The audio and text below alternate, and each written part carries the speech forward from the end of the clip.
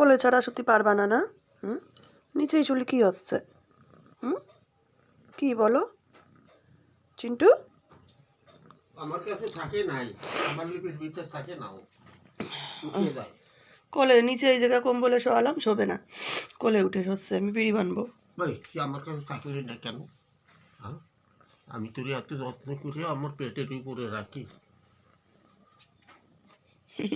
এটা একটা আমার আমার কাছে একটু জল দেবা নেই? চিন্টু বাবু না, দম্বের কুয়াশায় এখনো টিপ টিপ করে শিশির পড়তেছে।